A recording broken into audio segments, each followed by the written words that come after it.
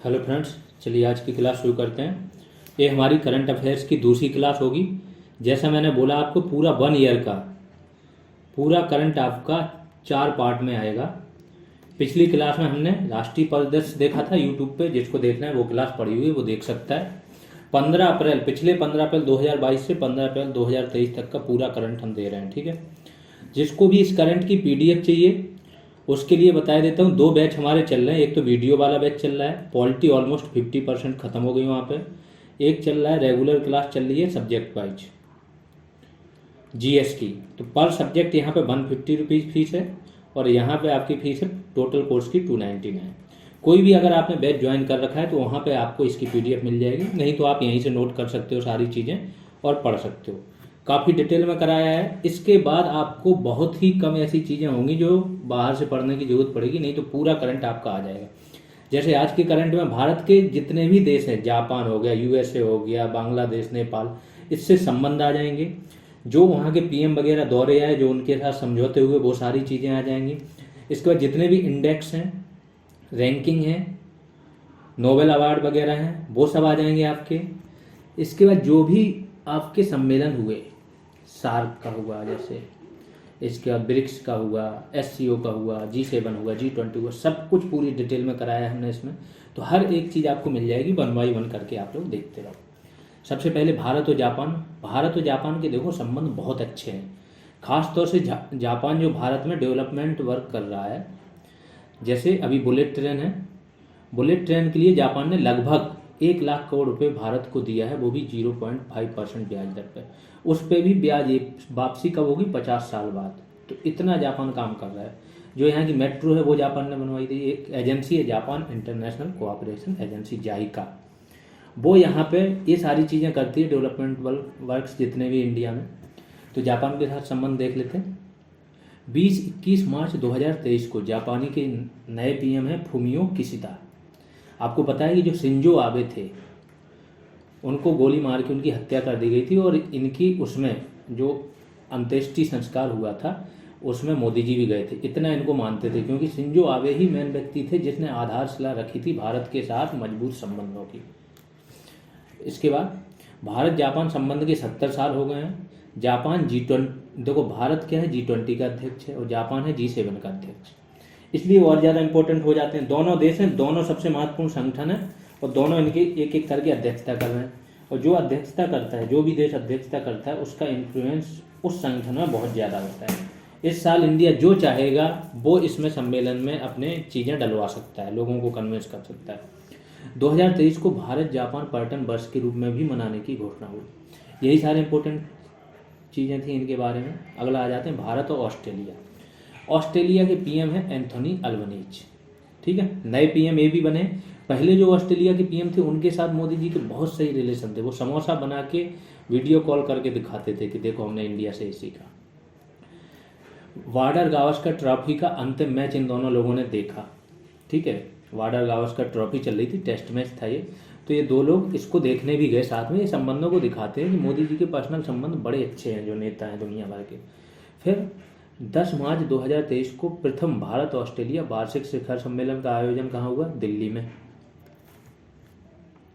2 carpal बनाए गए, एक सोलर टास्क फोर्स। देखो यूपीपीसीएस जो आपका है, यूपीपीसीएस प्रीलिम्स 2023 की बात हो रही है। इसमें समझो इससे मैक्सिमम चीज़ें करंट यहीं से आ जाएगा। और इसमें क्या पूछता है? इसमें ये सारी चीज़ें अंदर की पूछ लेता है। तो 2 कार्बल बनाए गए, एक सोलर टास्क फोर्स और दूसरा हरित हाइड्रोजन टास्क फोर्स की स्थापना पर समझौता हुआ है। डीकन विश्वविद्यालय ऑस्ट्रेलिया का है, डीकन विश्वविद्यालय। और भारत, इसने क्या किया? दुनिया का पहला ऐसा विश्वविद्यालय है जो भारत में अपनी शाखा खोलेगा और यहाँ पे भारतीय गवर्नमेंट ने इनको अनुमति भी दे दी। और इसकी शाखा कहाँ खुलेगी? GIFT City, Gujarat International Financial Tech City. GIFT City Gandhinagar में बनाई गई। ये बहुत ज़बरदस्त सिटी बनाई गई। इसमें समझो इंटरनेशनल रूल्स लागू होते हैं, भारतीय रूल्स नहीं लागू होते। टैक्स फ्री हैं बहुत सारी चीज़ें। दुनिया की कोई भी चीज़ें यहाँ पे आप स्थापित कर सकते हो। तो ये मान के चलते हैं कि भारत के बाहर के बॉर्डर है, ये भारत नहीं है, ठीक है। तो यहाँ पे बहुत सारी चीज़ें हो रही। सट्टेबाजी भी अभी एक आया था कि सट्टेबाजी को गिफ्ट सिटी में क्या कर दो? लीगल कर दो, अलाउ कर दो। इससे इंडिया को बहुत ज़्यादा रेवेन्यू। यहाँ पे बहुत सारी चीज़ें हो रही जो मैंने बताया। दुनिया भर की जो अच्छी अच्छी संस्थाएं यहाँ किसी न किसी प्रकार की अपनी ब्रांच खोल रहे हैं गिफ्ट सिटी में। फिर आते हैं Bharat Australia ECTA economic cooperation and trade agreement. होना था comprehensive economic partnership agreement cepa. ये थोड़ा और ज़्यादा बड़ा होता है, लेकिन अभी ये हुआ नहीं है। ये हो जाएगा तो पूरा इसको फुल मुक्त व्यापार समझौता बोलते हैं। जो आपका एकता होता है ECTA, ये आपका एक आंशिक है, लेकिन इसमें भी ठीक ठाक चीज़ें आ गई हैं। तो भारत ऑस्ट्रेलिया और किसी विकसित देश के साथ ये भारत का समझो बहुत टाइम के बाद ये पहला समझौता था। इतना ही इसके बारे में था। अगला है भारत भूटान। भारत के दो भूटान और नेपाल, ये ऐसे देश हैं जिनको भारत हमेशा संरक्षण देता आया है, जहाँ पे विकास के कार्य किया, बहुत सारा अनुदान देता है, ब्याज फ्री जो लोन होता है, ब्याज का उसमें वापस भी नहीं मांगता, अनुदान मतलब दान एक प्रकार का। तो अप्रैल 2023 में भूटान के नरेश कौन थे? जिग्मे खेसर नामग्याल, भूटान नरेश हैं। वांगचुक ये भारत आए, जिग्मे खेसर नामग्याल वांगचुक। डोकलाम आप लोगों को पता है, चाइना भूटान से वार्ता कर रहा है कि इस डोकलाम से उनका समझौता हो जाए, डोकलाम चाइना को मिल जाए। अब चूंकि ये भारत की जो चिकन नेक है, जो नॉर्थ ईस्ट के देशों को जोड़ती है भारत की, उस नेक के जस्ट ऊपर आता है पठा, वहाँ से चाइना की स्थिति मजबूत हो जाएगी कि वो सिलीगुड़ी कॉरिडोर बनाए, सिलीगुड़ी एक रोड बनाए, हाईवे, वही भारत को जोड़ता है, वो इसके जस्ट ऊपर बैठ के इसको देख लेगा। तो यहाँ से चाइना की स्थिति इतनी मजबूत हो जाएगी, चाइना कभी भी युद्ध के समय ये वाला कॉरिडोर तोड़ देगा, और भारत की क्या है, ये वाला जो साउथ, ये नॉर्थ ईस्ट वाला पोर्शन है भारत का, ये पूरा ये सिलीगुड़ी कॉरिडोर, ये केवल 12 किलोमीटर लंबी ही एक स्ट्रेच है। इसको अगर यहाँ डोकलाम है, डोकलाम पे बैठ के अगर चाइना ने कुछ भी किया तो भारत का नॉर्थ ईस्ट के सारे राज्यों से संबंध टूट जाएगा और चाइना को बहुत मजबूती मिलेगी। इसलिए इंडिया यहाँ पे क्या करता है, डोकलाम की रक्षा करता है, जबकि ये डोकलाम किसका है, भूटान का भाग। मांग देछू जल विद्युत परियोजना, एक जल विद्युत परियोजना थी जो भारत ने शुरू की थी, भूटान में है, 720 मेगावाट की है। तो इसकी बात अगर आ जाए इस पर रिलेटेड, ये कौन कर रहा है, कहाँ है। कोकराझार असम से गोलेफू भूटान के बीच में एक पहला रेल लिंक बनेगा। तो इनके संबंधों को, जो दो देश हैं भारत के किसी और देश के साथ, उन संबंधों में जो भी इंपॉर्टेंट चीज़ है वो मैं आपको यहाँ बता रहा हूँ। भारत इटली के संबंध देख लो। देखो भारत और इटली क्या है ना, यूरोप में अभी थोड़ा शांत देश है। इटली ने थोड़ी शांति कब से पकड़ ली, खासतौर से मुसोलिनी के बाद, द्वितीय विश्व युद्ध के बाद इटली शांत है। अब ना ये हथियारों का आयात बहुत ज़्यादा बड़े पैमाने पर करता है, ना चीज़ें करता है, ठीक है। लेकिन अभी भारत ने क्या किया है, थोड़ा इटली को रणनीतिक साझेदारी बढ़ानी शुरू कर दी इटली के साथ। क्यों? इसलिए कर दी कि अब भारत को चाहिए पनडुब्बियाँ चाहिए, वो भी उनकी, भारत की जो मांग है वो इटली भी पूरी कर सकता है, फ्रांस भी कर सकता है। तो इटली को भी अब चाहिए कि रेवेन्यू मिले, जब यूरोप के और देश कर रहे हैं। इसलिए जॉर्जिया मेलोनी किस लिए आई थी, शिखर सम्मेलन में नहीं आई थी। जॉर्जिया मेलोनी आई थी आपका, जो आपका ये होता है रायसीना संवाद, रायसीना डायलॉग, कौन करता है, ऑब्जर्वर रिसर्च फाउंडेशन, एक प्राइवेट थिंक टैंक है, लेकिन इसको विदेश मंत्रालय का सपोर्ट रहता है। विदेश मंत्रालय ये इतना बड़ा हो गया कि सांगरीला एक डायलॉग होता है सिंगापुर में, सांगरीला, इसी का ही बोलते हैं कि इसी से प्रभावित होकर भारत ने शुरू किया। लेकिन अब इसमें 150 से ज़्यादा देश पार्टिसिपेट कर रहे हैं, उनके राष्ट्राध्यक्ष पार्टिसिपेट कर रहे हैं। तो ये धीमे धीमे इतना बड़ा हो जाएगा कि सोचो एक दुनिया का वन ऑफ द नीति निर्माता ये संवाद हो जाएगा। हर साल होता है, इस बार हुआ था, तो इसकी मुख्य अतिथि यही थी जॉर्जिया मेलोनी। दोनों के बीच रणनीतिक भागीदारी करने पर सहमति बनी। भारत जर्मनी देख लेते हैं। 25 फरवरी 2023 को जर्मन चांसलर थे ओलाफ शोल्ज, ये कहाँ है, भारत आए। उन्होंने बंगलुरु का भी दौरा किया। इतना ही नहीं, भारत कब आए, क्योंकि इनसे ज़्यादा वो नहीं हुआ है। फिर भारत और मिस्र का देख लेते हैं, ये थोड़ा इंपॉर्टेंट है, क्योंकि मिस्र के जो राष्ट्रपति थे अब्दुल फतेह अल सीसी, ये 26 जनवरी को कोई अपना गेस्ट बनता है, कोई ना कोई, जिनको सैल्यूट करते हैं सब लोग, तो वो यही थे, अब्दुल फतेह अल सीसी, अब्दुल फतेह अल सीसी। मिस्र के राष्ट्रपति ये आए, भारत की यात्रा की इन्होंने। 26 जनवरी को 74वें गणतंत्र दिवस पर मुख्य अतिथि थे। 2023 में भारत और मिस्र राजनयिक संबंधों के 75 वर्ष पूरे हुए। भारत को मिस्र की त्रिसेवा मतलब एयरफोर्स, नेवी, ये मिस्र के अंदर की बात हो रही, और आर्मी। तो इनका एक युद्धाभ्यास होता है ब्राइट स्टार। तो युद्धाभ्यास याद करने, ये किसी उसमें सारे युद्धाभ्यास लिख के बता दूंगा, बड़े ही सिंपल से हैं। जैसे संप्रीति आपका कहाँ होता है, बांग्लादेश, मित्र शक्ति कहाँ होता है, गरुण वरुण, एक आइडिया बता देंगे कैसे याद करने, आराम से कर लोगे। मालाबार कहाँ होता है, ठीक है। तो इसका जो युद्धाभ्यास होता है ब्राइट स्टार, इसमें भाग लेने हेतु भारत को आमंत्रित किया। भारत बांग्लादेश देख लेते हैं। 5 सितंबर 2022 को बांग्लादेश की पीएम थी शेख हसीना, ये भारत आई। शेख हसीना और खालिदा जिया 2 लोग हैं। शेख हसीना के जो डैडी थे वो थे मुजीबुर रहमान, शेख मुजीबुर रहमान। तो इन्होंने ही बांग्लादेश मुक्ति वाहिनी बनाई थी। बांग्लादेश का स्वतंत्रता संग्राम इन्हीं के उसमें लड़ा गया था। भारत ने बहुत हेल्प की थी, पाकिस्तान ने इनको कैद कर लिया था, भारत ने ही दबाव डाल के इनको छुड़वाया था। फिर यहाँ पीएम बांग्लादेश को अलग बनवा के वहाँ का पीएम भी इन्हीं को भारत ने बनवाया। तब से ये बहुत वो हैं। और इनके पूरे परिवार पर हमला हुआ था, ये इनकी मौत हो गई थी। उस टाइम जो आपकी शेख हसीना थी वो इंडिया में थी, तो इंडिया ने इनको भी सुरक्षित किया। अब ये पीएम है तो ये सपोर्ट करती है हमेशा इंडिया का। इनकी एक जो अपोजिट पार्टी है खालिदा जिया, वो इंडिया विरोधी है, क्योंकि उनका पार्टी का निर्माण ही हुआ है। जब किसी एक देश के प्रति किसी देश का झुकाव हो जाए तो उस देश में एक अपोजिट पार्टी अपने आप बन जाती है, जो इस बेस पे बनती है कि नहीं ये इंडिया के बहुत सपोर्टर हैं, हम तो गुलाम है, ये वो ऐसा। तो ये मैंने थोड़ी स्थिति बता दी। अब देखो, अजमेर में गई है कहाँ, ख्वाजा मोइनुद्दीन चिश्ती की दरगाह पर। एक कुशियारा नदी है, कुशियारा नहीं, कुशियारा नदी है, जो शायद बराक नदी की सहायक नदी है। ये कहाँ बहती है आपकी, नॉर्थ ईस्ट में। तो पानी निकासी पर समझौता हुआ, इस नदी की पानी निकासी पर समझौता हुआ, क्योंकि भारत में भी बह रही है और बांग्लादेश में। भारत की सहायता से बांग्लादेश में एक मैत्री ऊर्जा संयंत्र जो कोयला आधारित होगा, ये स्थापित किया गया है और 1320 मेगावाट का है। तो ये इंपॉर्टेंट था। भारत बांग्लादेश मैत्री पाइपलाइन का भी उद्घाटन हुआ, इससे पेट्रोलियम वगैरह बांग्लादेश को जाएगा। मार्च 2023 में सिलीगुड़ी से पार्वतीपुर के बीच में ये पाइपलाइन बनी, 131 किलोमीटर है। तो ये इंपॉर्टेंट हो। बाकी अखौरा अगरतला एक रेल लिंक भी बनी थी। बहुत सारी चीज़ें बांग्लादेश से पहले हो चुकी हैं। टाइम्स 100 की एक लिस्ट निकलती है, सर्वाधिक प्रभावशाली व्यक्तित्व इन्होंने निकाला। मार्गदर्शक में SS राजामौली, आइकॉन में शाहरुख खान को फर्स्ट नंबर मिला है, आइकॉन लिस्ट में। असाधारण व्यक्तित्व में पद्मा लक्ष्मी, इंडियन मूल की हैं, राइटर हैं, इनको मिला है। एलन मस्क, इनको भी असाधारण व्यक्तित्व में टाइम्स ने स्थान दिया हुआ है। तो ये जो इंपॉर्टेंट थे वो दे दिए। ये तो बहुत सारी लिस्ट निकालते हैं। अगला आते हैं फिनलैंड। फिनलैंड के बारे में क्या है, ये नेटो का 31वां सदस्य बन गया। आपको पता होगा यूक्रेन क्या चाह रहा था, यूक्रेन चाह रहा था कि उसको नेटो की सदस्यता मिले, इसीलिए रूस ने हमला किया। क्योंकि नेटो की सदस्यता यूक्रेन को जैसी मिल जाती तो जो USA वगैरह हैं या जो नेटो सदस्य देश हैं उनकी मिसाइल हैं, जो परमाणु मिसाइल हैं, वो यहाँ पे यूक्रेन में वो तैनात कर देते हैं। और यूक्रेन सटा हुआ है रूस से, तो रूस को लगा उनके सर पे आ रहे हो तुम तो बार बार। और रूस ने जिस पे भी हमला किया है पिछले 10 से 15 साल में, उन पे हमला किया है जो ये नेटो में शामिल होने या रूस को जहाँ खतरा लगा कि यहाँ पे USA वगैरह ज़्यादा दखल दे रहे हैं, यूरोप वाले देश, और ये अपनी मिसाइलें हमारे सर पर लगा लेंगे। तो रूस की भी गलती नहीं है, बहुत हद तक इसमें उकसावा है। ठीक है, अब आते हैं यूरोप तथा अमेरिका के 31 देश इसमें शामिल हैं। लास्ट शामिल कौन हुआ था, नॉर्थ मैसिडोनिया। इसका नाम पहले मैसिडोनिया था। ठीक है, तो इसके लिए ही शर्त रखी गई थी कि नाम चेंज करना पड़ेगा तब इसको नेटो में शामिल करें, क्योंकि थोड़ा विवाद था नाम को लेके। तो नॉर्थ मैसिडोनिया ये बने, फिर इनको शामिल किया गया। इसका जो हेड क्वार्टर है वो कहाँ पर, ब्रुसेल्स, बेल्जियम में नेटो का हेड क्वार्टर पूछा जा सकता है। हर एक पॉइंट बहुत इंपॉर्टेंट है, ध्यान से पढ़ना।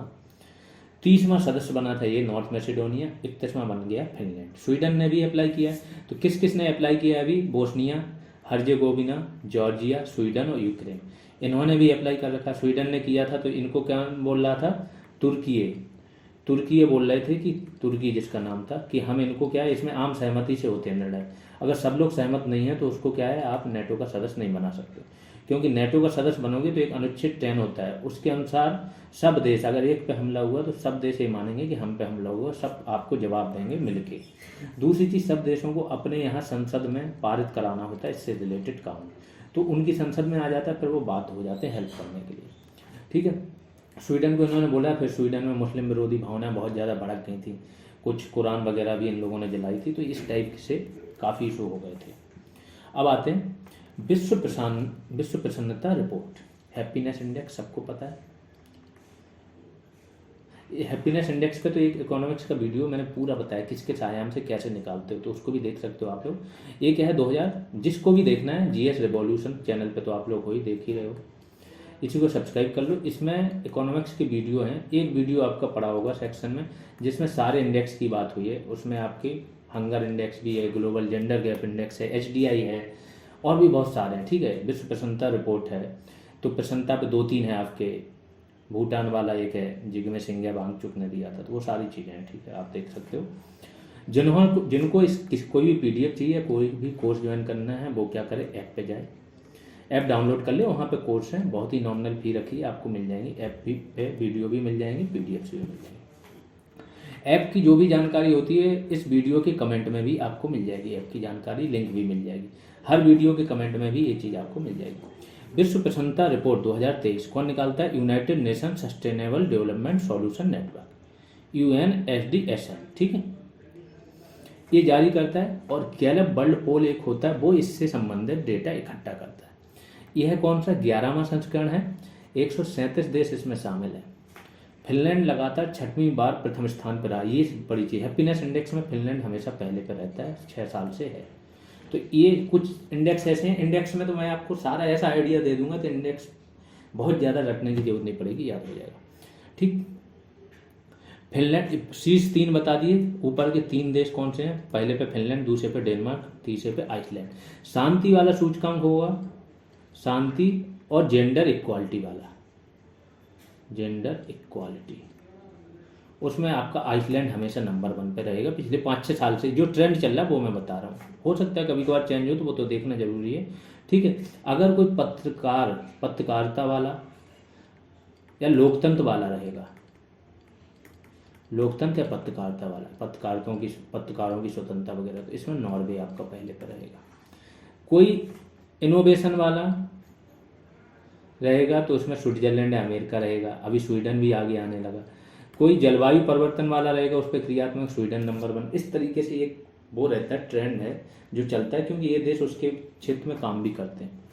फिर आते हैं सबसे नीचे कौन है? अफगानिस्तान, फिर लेबनान, ये सबसे नीचे। भारत को इसमें 126, इस बार भारत की बहुत 10 नंबर का सुधार हुआ। पहले 136 में नंबर था, भारत अब 126वें नंबर पे आ गया। इसमें एक्चुअली इन्होंने क्या किया, पिछले 3 साल का इस बार डेटा लिया, उसका विश्लेषण करके ये रैंकिंग दी है। ठीक है, रैंकिंग किस आधार पे दी जाती है? चलो थोड़ा लंबा हो जाएगा, नहीं तो बता देते। बहुत सारे आधार हैं, करप्शन फ्री, आपको डिसीजन लेने की आपकी जो स्वतंत्रता है वो होनी चाहिए, उदारता होनी चाहिए। 6 जो बेस होते हैं उन पे ये बनता है। 12 में देखते हैं, लद्दाख और मयूरभंज टाइम पत्रिका के 50 महानतम स्थानों में शामिल है, लद्दाख और मयूरभंज। तो इतना ही था। वैश्विक आतंकवाद सूचकांक एक निकलता है, 2023 निकला है। कौन निकालता है? Institute for Economics and Peace, IEP, ये निकालता है। 163 देश हैं। सबसे ज़्यादा आतंकवाद से प्रभावित देश सबको पता है, ये चीज़ कोई शक नहीं होना चाहिए। दूसरा बुर्किना फासो। अगर किसी संगठन की बात करें तो IS, इस्लामिक स्टेट है, जो सबसे बड़ा आतंकवादी दल है। फिर सोमालिया, ये तीनों हैं। भारत 13वें नंबर पे इसमें, तो भारत 13वें नंबर पे आतंकवाद प्रभावित है। कुछ देश हैं जैसे भूटान, चीन, कुवैत, ओमान, ये आतंकवाद से अप्रभावित देश हैं, यहाँ पे आतंकवाद नहीं है, 0 है। अंतर्राष्ट्रीय शस्त्र हस्तांतरण प्रवृत्तियाँ आपको बताते हैं। SIPRI, Stockholm International Peace Research Institute, SIPRI करके एक संस्था है, पत्रिका भी है, ये निकालती है दुनिया भर का डेटा हथियारों से। तो जो आपके काम का वो मैंने बता दिया, 4 साल का इन्होंने विश्लेषण किया, बताया कि जो सबसे बड़े निर्यातक हैं दुनिया के, वो है पहले नंबर पे USA, 40% करता है अकेले यही, फिर रूस, फिर फ्रांस, और चौथे पे चीन आ गया। शीर्ष आयातक जो आयात करते हैं दुनिया के, उसमें अपना भारत पहले पे, दूसरे पे सऊदी अरब है, और तीसरे पे कतर है। रूस भारत का सबसे बड़ा आपूर्ति करता है, 45% भारत रूस से आपूर्ति कर रहा है। 2 साल पहले 62% था, तो रूस से अब कम हो रही है अपनी डिपेंडेंसी। 95th ऑस्कर पुरस्कार, ऑस्कर अवार्ड जानते ही सब लोग, मिले हैं तो जो काम के आपके बता रहे हैं। प्रथम ऑस्कर अवार्ड आपका कब दिया गया था? 16 मई 1929 को। 12 मार्च 2023 को ये हुए हैं, 2023 वाले। कहाँ हुए? Dolby theatre, Los Angeles, Hollywood यही है, हॉलीवुड में ही। लॉस एंजलिस कहाँ है आपका? हॉलीवुड में, जैसे मुंबई में बॉलीवुड है। सर्वाधिक नामांकन एक मूवी को मिले, इसी के बारे में चर्चा होगी अब, जो भी होगी आने वाले 4-5 award. Everything Everywhere All at Once, Everything Everywhere All at Once, ये एक्चुअली मेटावर्स पे आधारित मूवी थी। तो मेटावर्स नया कॉन्सेप्ट है, बड़ी अच्छी मूवी बनाई थी। तो सर्वाधिक नामांकन 11 ऑस्कर नामांकन इसको मिले थे, पहली चीज़। सर्वश्रेष्ठ फिल्म भी यही मिली है, इसी को ही अवार्ड मिला है। सर्वाधिक पुरस्कार भी इसी मूवी को मिले हैं। इसी फिल्म के लिए सर्वश्रेष्ठ निर्देशक का खिताब 2 लोगों को मिला है, डेनियल क्वान और डेनियल स्कीवर्ट। ठीक है। सर्वश्रेष्ठ अभिनेत्री कौन है? मिशेल योह, ये भी इसी मूवी की थी। मिशेल योह ये पहली एशियाई हैं, पहली एशियाई महिला हैं जिनको सर्वश्रेष्ठ अभिनेत्री का खिताब मिला है ऑस्कर का। तो ये उस मूवी के बारे में, ये जो पांचों चीज़ें हुई इस मूवी के बारे में बात हो रही, Everything Everywhere All at Once. फिर ब्रेंडन फ्रेजर, ये केवल जो सर्वश्रेष्ठ एक्टर हैं वो थोड़े अलग हैं। द व्हेल के लिए सर्वश्रेष्ठ अभिनेता का खिताब मिला। द व्हेल किसका? मूवी का नाम है। भारत को भी 2 अवार्ड मिले हैं। एक द एलिफेंट विस्पर्स था, डॉक्यूमेंट्री थी हाथियों पे आधारित, उसको मिला है। तो ये शॉर्ट फिल्म का अवार्ड इसको मिला है, सर्वश्रेष्ठ documentary short film. Kartiki Gonsalves ये कौन थे? इसकी निर्देशक थी, ये भी इंडियन है। और निर्माता कौन थे? निर्माता मतलब प्रोड्यूसर गुनीत मोंगा। नाटू सॉन्ग तो सबने सुना होगा, एस राजामौली की RRR मूवी को इसके अंदर था, इसको सर्वश्रेष्ठ संगीत हेतु नाटू को मिला। इसका तो बड़ा अच्छे से वहाँ पर परफॉर्मेंस भी हुआ था। अब आते हैं नाटू को और भी कुछ चीज़ें मिली हैं वो देख लो। 80वां गोल्डन ग्लोब अवार्ड भी नाटू को मिला था। बेस्ट सॉन्ग का खिताब मिला था। गोल्डन ग्लोब जो होता है आपका सॉन्ग के लिए ही होता है। तो 80वां गोल्डन ग्लोब किसको मिला है? नाटू को। फिर आगे आते हैं, भारत की ऑस्कर में जो आधिकारिक प्रविष्टि होती है, एक हर देश भेजता है, तो भारत ने भेजी थी छेल्लो शो को। पेन नलन इसके निर्देशक थे। तो ये भी इंपॉर्टेंट है, पूछी जा सकती है।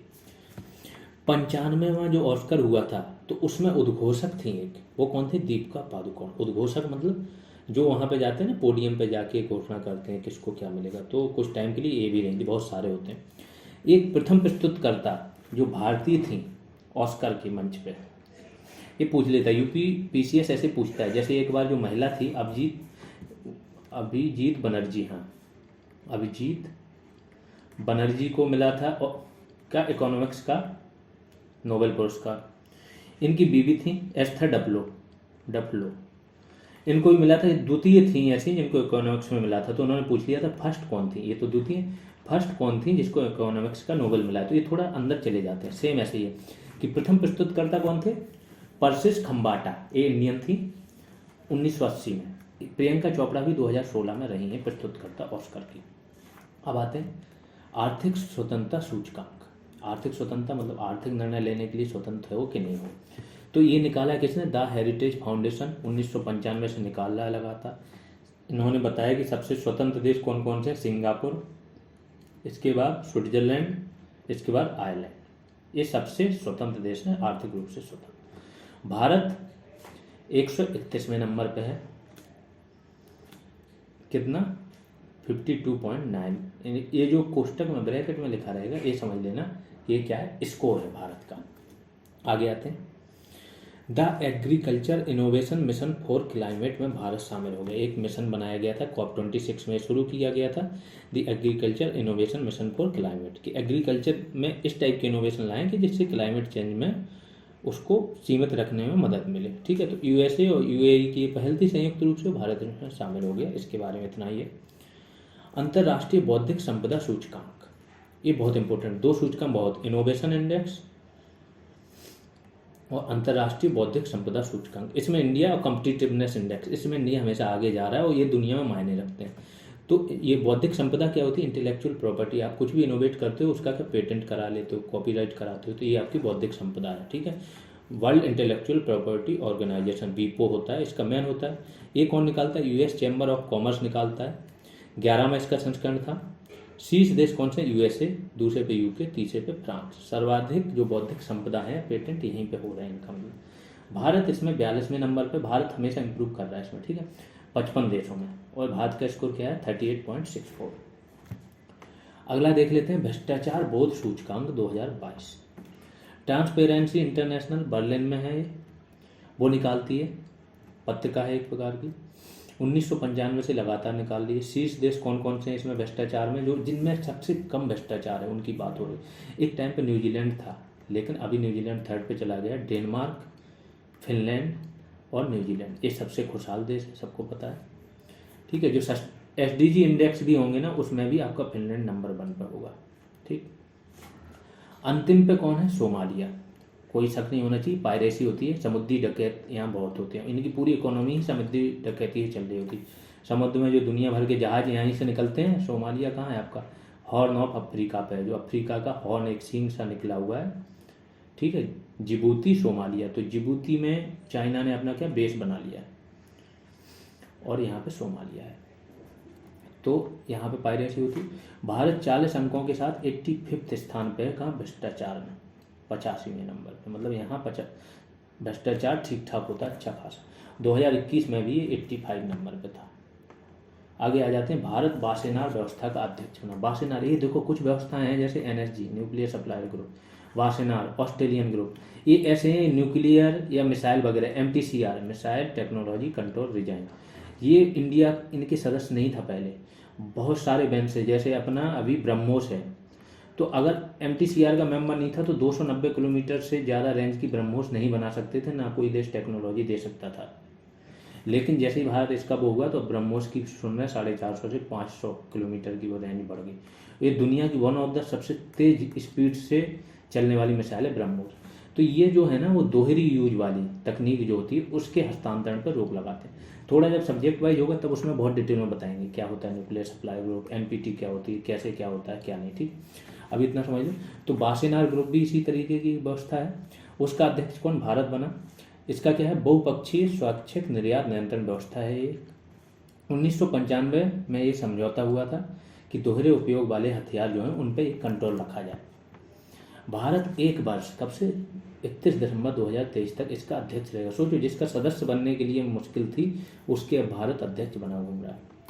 अन्य बहुपक्षीय निर्यात नियंत्रण व्यवस्थाएं बताए देना सबके बारे में हल्का हल्का। एक जांगर समिति होती है, इसमें 39 सदस्य हैं, भारत इसका सदस्य नहीं है।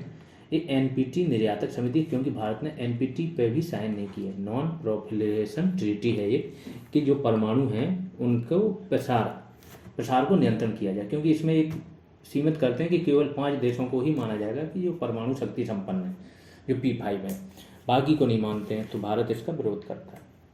अगला देख लेते हैं एनएसजी। एनएसजी क्या है, परमाणु आपूर्तिकर्ता न्यूक्लियर सप्लाई ग्रुप, इसका नाम ही है। भारत इसका सदस्य नहीं बना क्योंकि इसमें क्या है, आम सहमति से निर्णय लिए जाते हैं, चाइना हमेशा इंडिया का विरोध करता है, ठीक है। तो भारत एनएसजी का नहीं बन पाया अभी तक सदस्य, बन जाएगा लेकिन आने वाले समय, क्योंकि बाकी सारे देश बहुत स्ट्रॉन्ग सपोर्ट में आए थे और चाइना ने विरोध कर दिया। 1974 में इसकी स्थापना हुई थी, ये सबसे स्ट्रॉन्ग है एनएसजी। एनएसजी से ही जो भारत का 2006 में अमेरिका के साथ परमाणु समझौता हुआ था, याद करो। मनमोहन गवर्नमेंट इसमें क्या है, खतरे में भी आ गई थी, क्योंकि जो आपकी वाम दल है उन्होंने, लेफ्ट पार्टी जो है इनसे वो वापस ले लिया था समर्थन। तो इनके साथ जो परमाणु डील हुई थी न्यूक्लियर, इसके बाद भारत को एनएसजी ने, पहला ऐसा देश था जिसने एनपीटी पे साइन नहीं किया था और परमाणु के व्यापार की अनुमति मिली हुई है भारत को। भारत परमाणु अपने रिएक्टर वगैरह के लिए खरीदता है शांतिपूर्ण। ऑस्ट्रेलियन समूह जो है, ऑस्ट्रेलिया समूह 1985 में बना। 2018 में भारत का इसका सदस्य बन गया था। कुल 43 हैं। तो भारत जो है एमटीसीआर का भी सदस्य है, ऑस्ट्रेलिया का एनएसजी का नहीं है, और आपका वासेनार का, यही मुख्य सारे। Missile technology control regime MTCR, इसकी स्थापना कब हुई, 1987 में। भारत 2016 में इसका सदस्य बन गया मोदी जी के आने के बाद। कुल सदस्य कितने हैं, 35। मानव स्वतंत्रता सूचकांक 2023 निकला है। कौन निकालता है, कैटो इंस्टीट्यूट एक है और फ्रेजा इंस्टीट्यूट, दोनों अलग अलग देश में। 8वां संस्करण था। शीर्ष पे कौन है, स्विट्जरलैंड, फिर दूसरे पे न्यूजीलैंड और तीसरे पे एस्टोनिया। भारत की रैंक कितनी, 112। दक्षिण एशिया में भारत 10वें नंबर पर, दक्षिण एशिया में ठीक रैंक है। विश्व प्रतिभा रैंकिंग, दुनिया भर की प्रतिभाओं के आधार पर रैंकिंग निकाली। Institute for management development IMDA बहुत बड़ा इंस्टीट्यूट है, इसकी बहुत जगह शाखाएं देशों में, इसके द्वारा इसका 9वां संस्करण निकाला गया। 63 देशों को इसमें शामिल किया गया। पहले पे आपका कौन है, प्रतिभा की बात हो रही, स्विट्जरलैंड, द्वितीय पे स्वीडन, तृतीय पे आइसलैंड। भारत कितना है, 52 में। स्कोर जो ब्रैकेट में वो स्कोर है 42.76। Time person of the year 2023 का खिताब किसको मिला है, ये अलग अलग उसमें मिला है, ठीक है, कि अलग अलग क्षेत्रों में। आइकन कौन है, एंटरटेनर कौन है, तो वोल्डिमीर जेलेस्की तथा यूक्रेन की भावना, इनको मिला है time person of the year का, इन 2 चीज़ों को। तो ये मेन है इनका। फिर हीरोज ऑफ द ईयर कौन है? The women of Iran. Iran की जो वुमेन थी वो हिजाब के खिलाफ वो बहुत ज़्यादा उन्होंने प्रोटेस्ट किया था, जबकि यहाँ खतरा रहता है कि किसी को भी फांसी दी जाए, क्योंकि एक महिला को हिजाब ना पहनने की जुर्म में जेल हुई थी, मतलब थाने में रखा था, उसकी वहाँ मौत हो गई थी प्रताड़ना से। फिर सारी महिलाएं रोड पर निकल आई थी, बहुत आंदोलन चला था यहाँ पे, तो इनको मिला हीरोज ऑफ द ईयर का, the women of Iran. Athlete of the year कौन है? एरोन जज, बेसबॉल के खिलाड़ी हैं यूएसए के। यूएसए का जो राष्ट्रीय खेल है वो भी बेसबॉल है। आइकन कौन है? मिशेल योह। एंटरटेनर कौन है? Black pink. अब आते हैं फोर्ब्स। फोर्ब्स की लिस्ट है विश्व की 100 सर्वाधिक शक्तिशाली महिलाएं, इनके बारे में 19वां संस्करण है।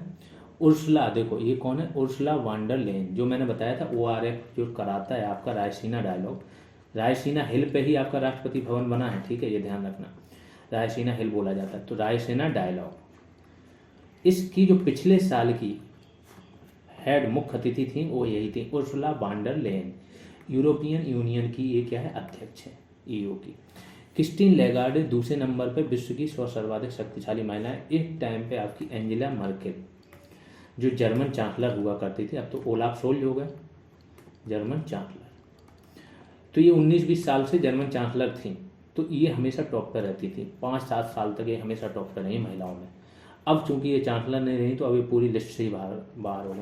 क्रिस्टीना लेगार्डे ये पहले IMF की भी हेड थी, अब ये यूरोपियन सेंट्रल बैंक, पूरे यूरोप का जो सेंट्रल बैंक है उसकी अध्यक्ष हैं। तो ये दूसरे नंबर पे। टेलर स्विफ्ट जो है वो क्या है आपकी? तीसरे पे नहीं है, ये क्या है? सबसे युवा है, 33 साल की हैं, सबसे युवा हैं जो इस लिस्ट में है। इंडिया की 6 महिलाएं हैं इसमें टोटल, जो इम्पोर्टेंट थी वो बता दे रहे हैं। रोशनी नादर हैं, निर्मला सीतारमन है 36 में, रोशनी नादर है आपकी 53 में। एक फाल्गुनी नायर है, नायका वाली, उनको भी शामिल किया गया। सोमा मंडल है, सोमा मंडल है शायद ONGC की, देखना किसकी है, ये बनी थी। इसके बाद माधवीपुरी बुच सेबी की हैं हेड, तो वो इन लोगों को भी शामिल किया गया था। BBC की 100 प्रेरक महिलाओं की सूची, तो BBC ने एक 100 प्रेरक महिलाओं, BBC को याद होगा इन पर IT का छापा पड़ा था, इन्होंने एक डॉक्यूमेंट्री बनाई थी गुजरात पे, मोदी जी के पूरा खिलाफ दिखाया था, फिर इन पे छापा पड़ा, इनको समझा दिया इंडिया ने कि अब होश में रहो, जो वो मानसिकता थी ना आपकी औपनिवेशिक कि इंडिया गुलाम है, कुछ भी करोगे वो नहीं चलेगा। प्रियंका चोपड़ा, शिरीषा बांदला और गीतांजलि श्री, ये कौन है गीतांजलि श्री? इन्हें बुकर पुरस्कार मिला था सैंड ऑफ टॉम्ब के लिए, हो सकता है ये भी आ जाए, ज़्यादा पुराना नहीं, बुकर टॉम ऑफ सैंड के लिए पुरस्कार, ठीक है। बालू की झोपड़ी, Tomb of Sand, Geetanjali Shree, ये तो शायद यूपी की ही है गीतांजलि श्री। शिरीषा बांदला वो थी जो आपकी अंतरिक्ष में गई थी अभी हाल फिलहाल में, 2 कल्पना चावला थी और एक और वो थी, उसके बाद शिरीषा बांदला जो अंतरिक्ष में गई थी। तो कुल 4 महिलाएं थी जिनको BBC की 100 प्रेरक महिलाओं की सूची में दिया था। सुनीता विलियम्स, जो मैंने बोला, कल्पना चावला, सुनीता विलियम्स, फिर शिरीषा बांदला। भारत GPAI का अध्यक्ष, क्या है GPAI? Global partnership on artificial intelligence, AI artificial intelligence जो होती, उस पर एक ग्लोबल पार्टनरशिप बनाएगी, उसका भारत के अध्यक्ष है। इसके 15 संस्थापक सदस्य हैं, भारत भी इनमें से एक था। 15 जून 2020। अब ये ध्यान रखो, जब से मोदी गवर्नमेंट आई है, किसी भी चीज़ की स्थापना होती है, भारत उसका संस्थापक सदस्य तो रहेगा ही रहेगा, और भारत का बहुत बड़ा रोल रहता है। 2-3 संस्थान के तो हेडक्वार्टर भी भारत अपने यहाँ ले आया है, जैसे ISA international solar alliance, CDRI का भी आ गया, ठीक है। वर्तमान सदस्य कितने इसके? 129। अगला है जलवायु परिवर्तन प्रदर्शन सूचकांक। ये बहुत, दो जो मैंने बताया, एक जलवायु परिवर्तन सूचकांक है, एक जलवायु परिवर्तन प्रदर्शन सूचकांक, 2005 से प्रकाशित हो रहा है। 59 यूरोपीय देश और एक यूरोपीय संघ, टोटल 60 पे होता था, इस बार इन्होंने 63 तक लिस्ट निकाली है, 14 संकेतक हैं। COP27 के दौरान ये जारी किया गया, किस किसने किया? German watch, climate action network और न्यू क्लाइमेट इंस्टीट्यूट, 3 है ये मिलकर। शीर्ष 3 पे इसमें किसी को शामिल नहीं किया गया, 1 से लेके 1, 2, 3 ये पोस्टें खाली हैं, क्योंकि इन्होंने कि 2015 में जो आपका पेरिस डील हुई थी उसमें बात हुई थी कि 1.5 डिग्री बंद दरोगा में आया था कितने डिग्री पे सीमित रखना है, लेकिन वो 2050 तक, इस सदी के अंत तक था, ठीक है। तो 1.5 डिग्री की जो बात हुई थी आपकी कि सीमित रखना है, तो इस पर जो कार्रवाई चल रही देशों की, तो क्या इसके उपयुक्त है कि 1.5 डिग्री सेल्सियस तक वो कार्रवाई इसको सीमित कर सके? तो कोई भी देश ऐसा नहीं पाया गया कि जो यहाँ तक सीमित रख पाए, ठीक है। तो चौथे से शुरुआत हुई, डेनमार्क है चौथे पे, स्वीडन है, फिर चिली है। ये देश हैं जो अच्छा काम कर रहे हैं। अंतिम पे क्या है, ईरान 63rd पे। भारत की इसमें देखो रैंक बहुत सुधरी, पहले एक बार 12 पे आया, फिर 11 पे, फिर शायद 9 पे आ गया था या 10 पे, अब भारत की रैंक आ गई 8 में, 67.35 है भारत। अब सोचो, भारत टॉप 10 में है। वैश्विक प्रतिभा प्रतिस्पर्धा सूचकांक, दुनिया भर की प्रतिभा के बीच में जो कंपटीशन चलता है वो सूचकांक निकाला किसने, इनसीड बिजनेस स्कूल और पोर्टुलम्स इंस्टीट्यूट। पोर्टुलम्स 2-3 चीज़ों में पार्टिसिपेट करता है, और भी जो इंडेक्स है। शीर्ष कौन है, स्विट्जरलैंड, सिंगापुर और डेनमार्क। इसमें देखो एक हांगकांग था, हांगकांग चाइना का क्या है, विशेष रूप से प्रशासित क्षेत्र, पहले ब्रिटेन के पास रहा था, ब्रिटेन ने चाइना को सौंप दिया था, चाइना ने वादा किया था कि इसको हम स्वायत्त रखेंगे। तो जो भी स्वायत्तता संबंधी जो पहले रैंकिंग थी ना, हांगकांग जरूर आता था, चाहे वो इकोनॉमिक्स में रिलेटेड हो, चाहे चीज़ों में रिलेटेड हो, बहुत ज़्यादा। ये भी सिंगापुर के साथ ही हमेशा रहता था। अब ये हर जगह लिस्ट से हट गया, क्योंकि चाइना ने 1 या 1.5 साल पहले यहाँ पे क्या किया, एक कानून पारित कराया जिसमें यहाँ पे बहुत सारे बैन लगा दिए गए। भारत की रैंक कितनी, 101। रूल ऑफ लॉ इंडेक्स 2022 से, कि इंडिया में भी निकलता है रूल ऑफ लॉ, यहाँ पे भी है, ये दुनिया का है। इसको कौन निकालता है, वर्ल्ड जस्टिस प्रोजेक्ट, 13वां इसका संस्करण है। शीर्ष पे कौन है, डेनमार्क, फिर नॉर्वे, फिर फिनलैंड। वेनेजुएला कितना है, 140 सबसे नीचे है, और भारत की 77 है। ये सारे रैंक देखो एक जगह पहले पढ़ लो, बहुत ध्यान से पढ़ लो, हल्का हल्का जानकारी लो, जब 2-3 बार रिवाइज करोगे बड़े अच्छे से एक माइंड मैप बन जाएगा। वैश्विक भूख सूचकांक देते हैं, हंगर इंडेक्स 4 उस पर निकलता है, किस पे, बाल मृत्यु,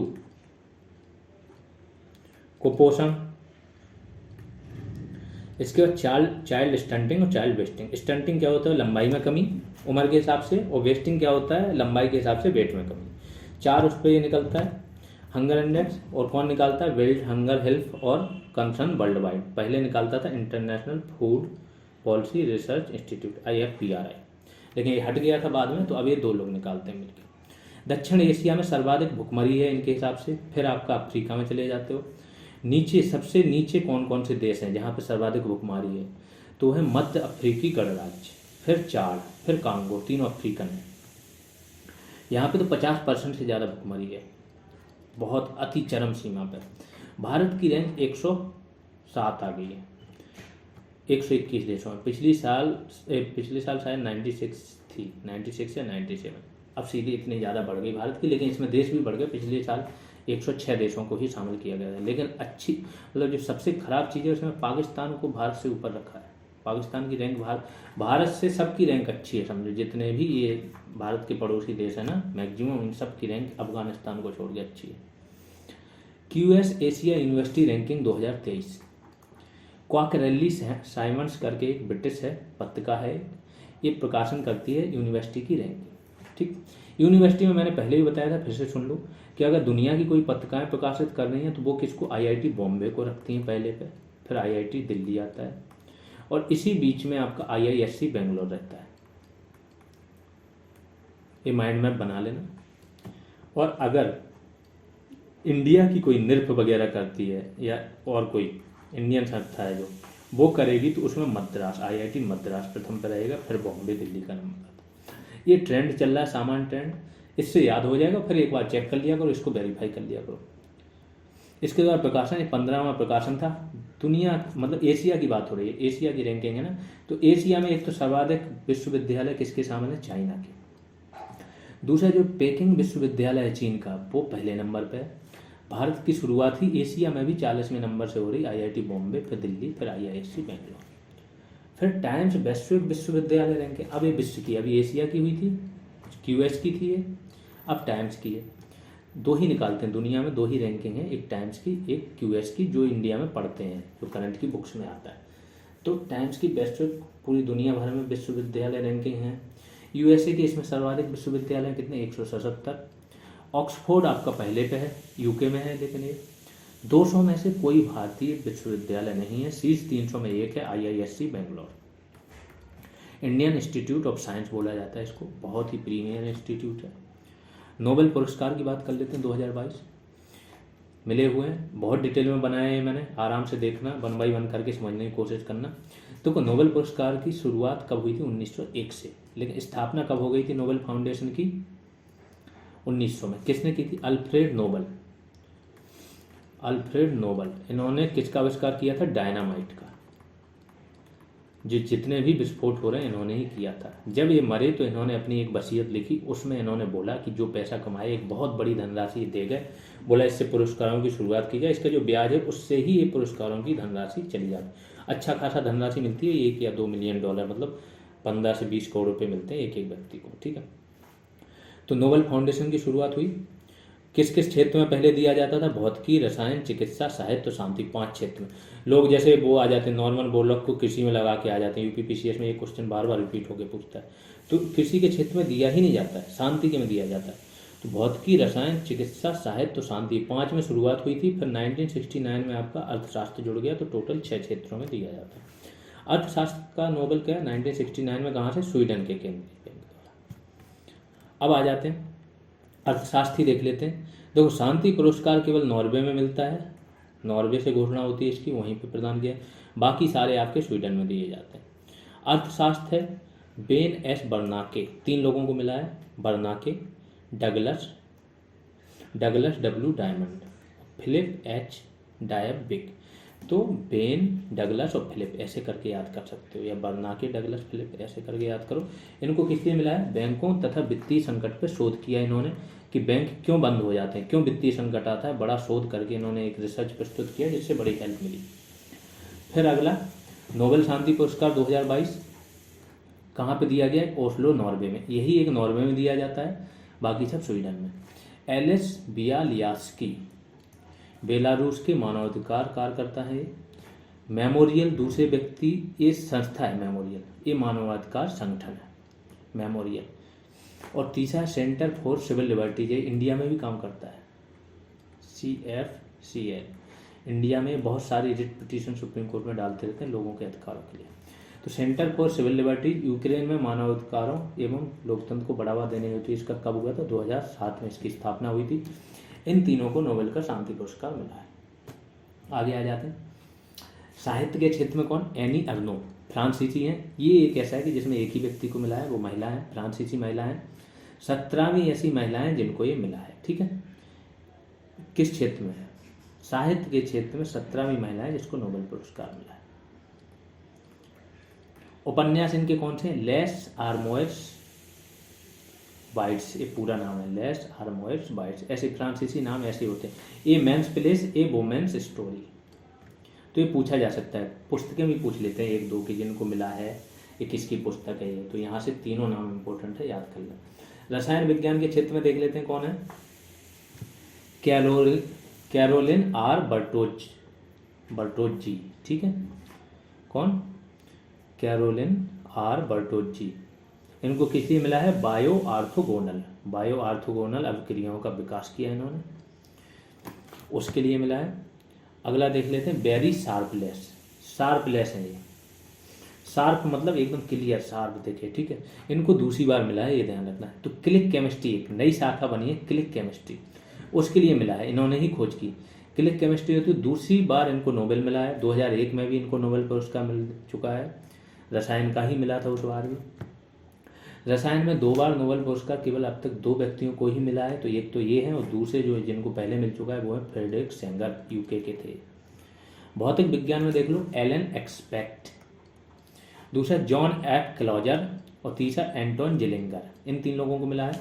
किसे मिला है? क्वांटम मैकेनिक्स के एक विचित्र गुण, आपस में गुथे हुए फोटोनों, जो फोटोन्स होते हैं वो आपस में गुथे हुए हों, पर इन्होंने प्रयोग किया।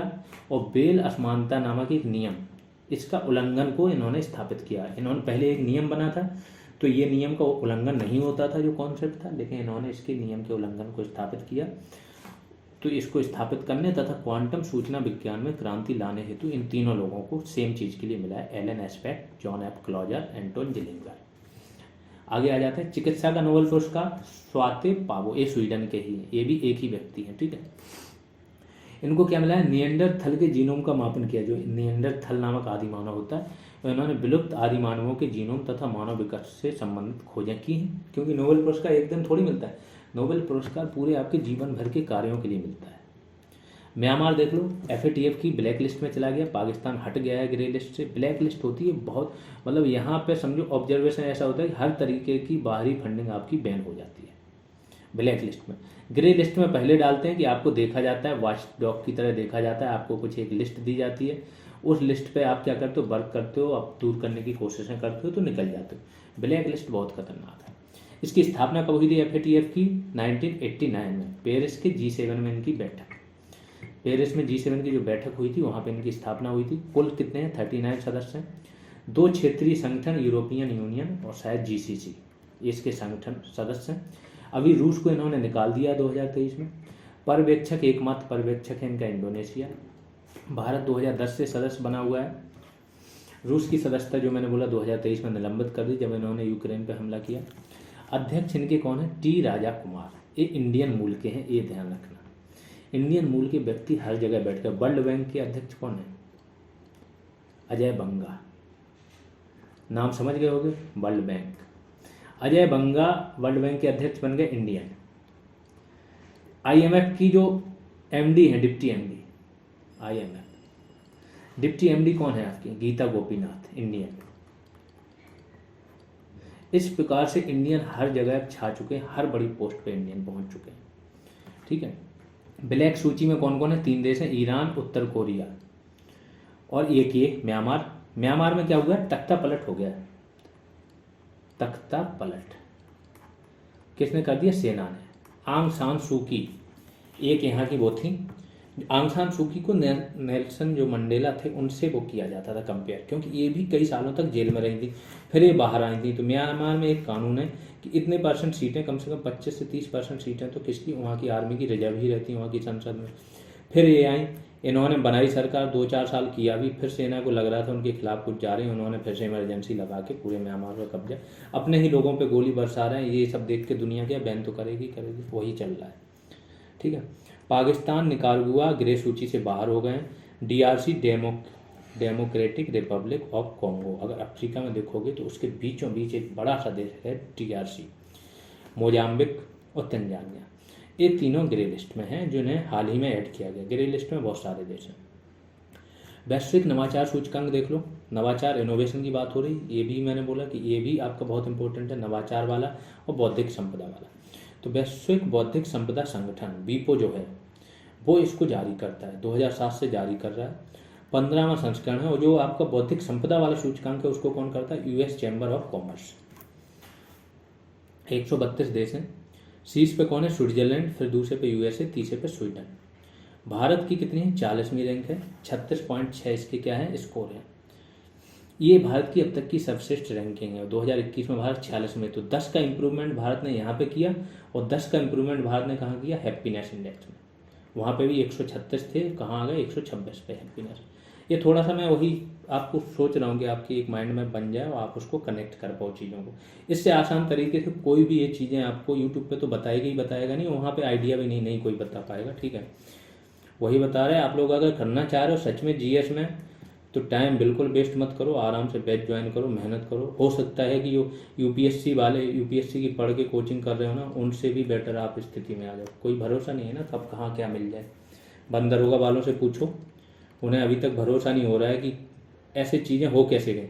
कुछ लोग विश्वास नहीं कर पा रहे हैं कि 60 नंबर लाना बहुत मुश्किल थे। हमारे स्टूडेंट्स आए बोल रहे हैं सर 75, 80 और भी ज़्यादा कर सकते, कुछ 85 वाले वो सोचे 90 कर सकते, क्योंकि हर एक चीज़ जो उनको शॉर्ट फॉर्मेट में एकदम पढ़ा दी गई है, बिल्कुल टारगेटेड चीज़ें बड़ी सिंपल वे में कॉन्सेप्ट के साथ, तो फिर क्या बचेगा? करके तो आओगे ये पेपर पूरा।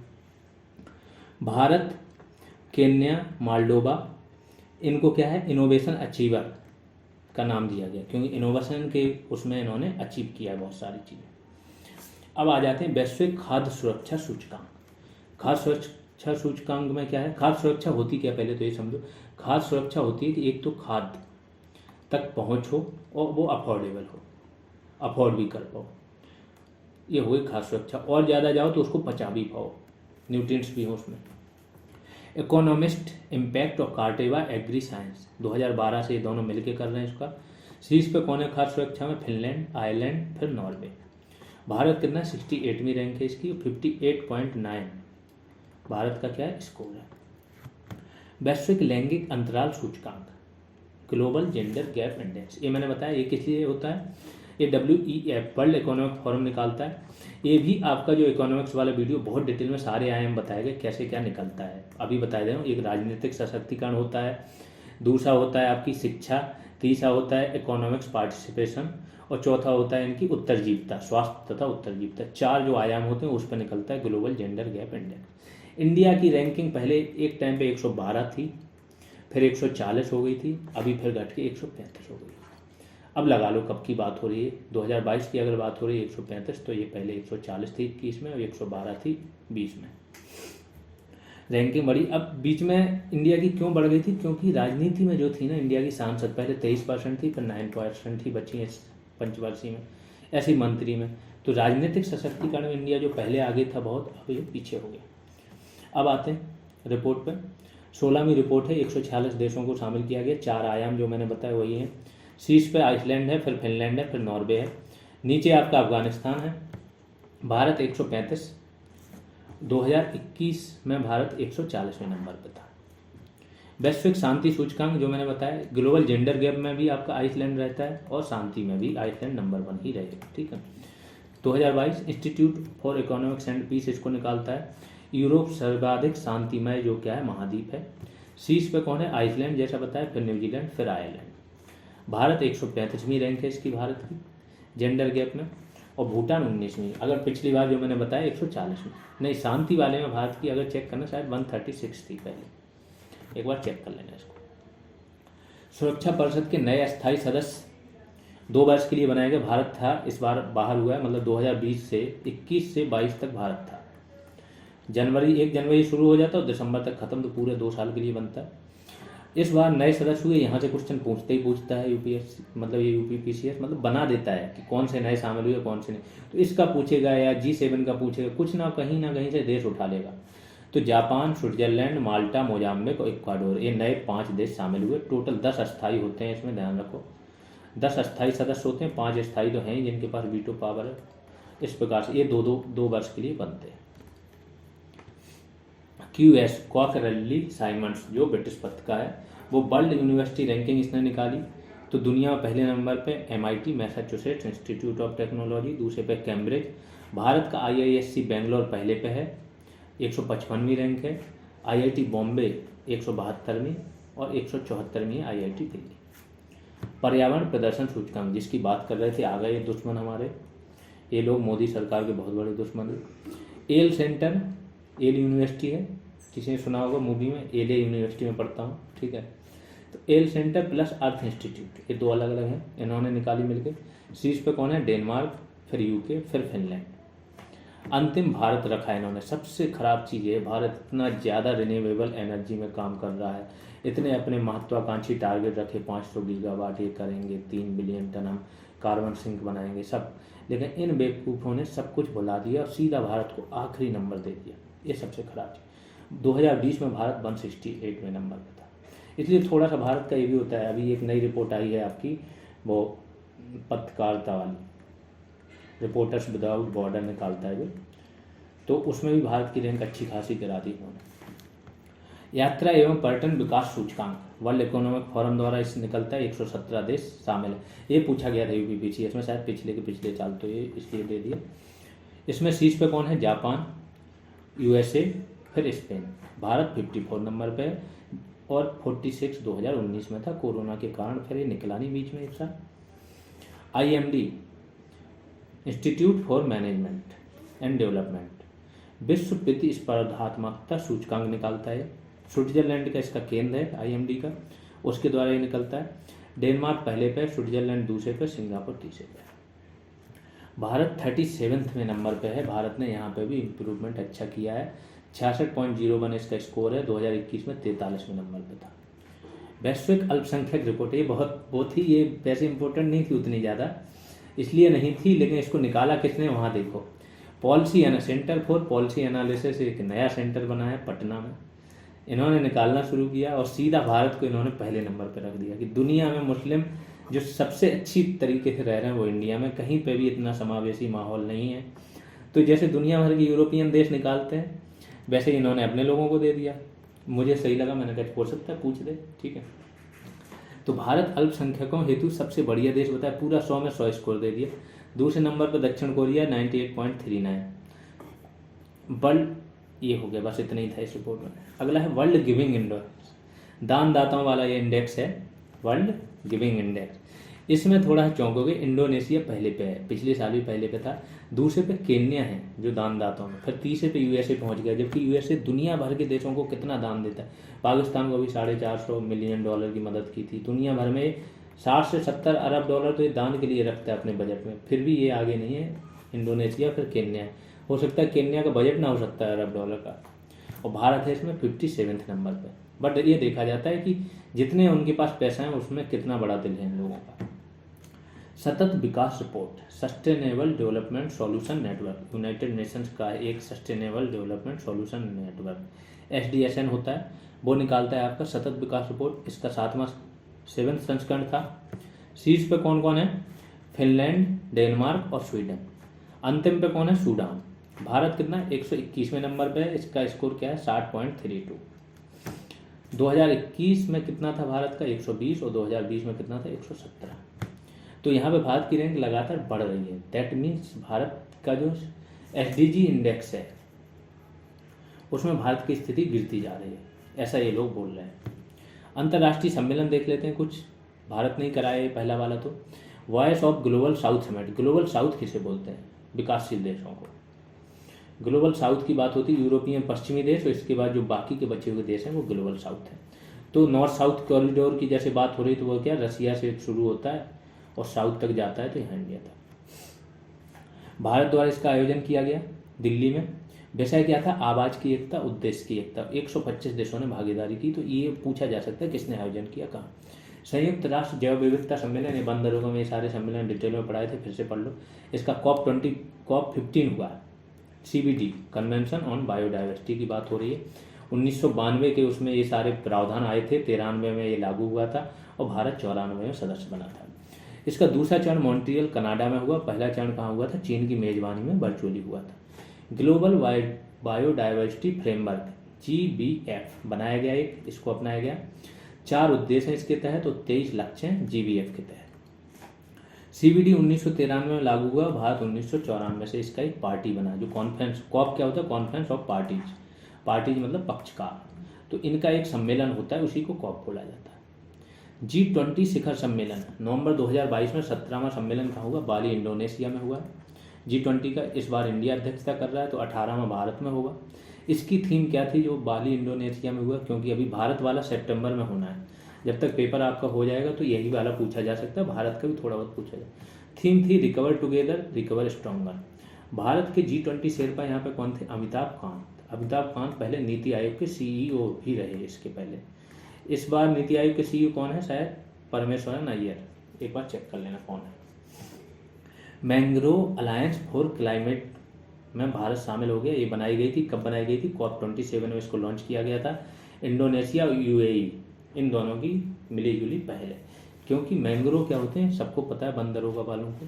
तो वही मैंग्रोव होते हैं जो रक्षा करते हैं समुद्री पारिस्थितिक तंत्र और स्थल पारिस्थितिक तंत्र के बीच में होते हैं। 18वां G20 शिखर सम्मेलन कहाँ? नई दिल्ली में होगा। इसकी थीम क्या होगी? एक पृथ्वी, एक कुटुंब, एक भविष्य। वसुधैव कुटुंबकम की भावना से आए हैं। वसुधैव कुटुंबकम कहाँ पाया जाता है, कहाँ से लिया गया? महाउपनिषद से। विशेष अतिथि कौन कौन होंगे? ये बहुत इंपॉर्टेंट चीज़। आपने किसी कोई मिल गया पिक्चर देखी हो तो पूछते हैं ऋतिक रोशन से कि तुम्हारे साथ कौन आएगा, तो बताते हैं चिंटू मिंटू गोलू वगैरह। सेम यहाँ पे भारत जब भी कोई कार्य करता है तो भारत ज़्यादा हवा में नहीं होता है। भारत अपने छोटे मोटे पड़ोसियों को सबसे प्रमुख अतिथि बनाता है, उनको ही इनवाइट करता है, उनको ही लेके चलता है। ये भारत की हमेशा से खासियत रही, कोई भी पार्टी सरकार में हो। ठीक है, सेम यहाँ पे कौन है आपके विशेष अतिथि?